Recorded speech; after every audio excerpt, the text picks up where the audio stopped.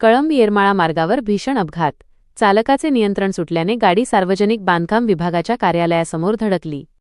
कळंब जनसंवाद समाचार. कळंब शहरातून एक धक्कादायक बातमी समोर येत आहे. कळंब येरमाळा रोडवर प्रवासादरम्यान वाहनाचा स्टेअरिंग रॉड अचानक तुटल्याने एका भीषण अपघाताची घटना घडली आहे.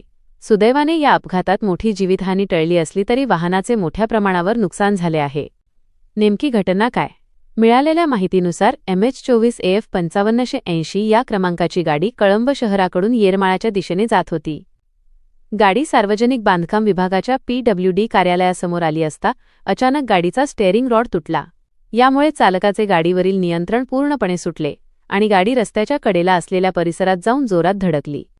अपघाताचे स्वरूप. गाडी क्रमांक MH24AF 5580. ठिकाण सार्वजनिक बांधकाम विभाग कार्यालय, कळंब. कारण धावत्या गाडीचा स्टेअरिंग रॉड तुटल्याने अपघात. दिशा कळंब ते येरमाळा.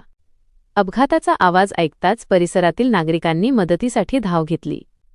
स्टेअरिंग रॉडसारखा महत्त्वाचा भाग तुटल्याने हा अपघात इतका भीषण होता की गाडीचे मोठे नुकसान झाले आहे. रस्त्यावर वर्दळ असताना हा प्रकार घडल्याने काही काळ वाहतुकीला अडथळा निर्माण झाला होता. अशाच ताज्या आणि महत्त्वाच्या बातम्यांसाठी जनसंवाद समाचारला फॉलो करा आणि ही बातमी जास्तीत जास्त शेअर करा. नाही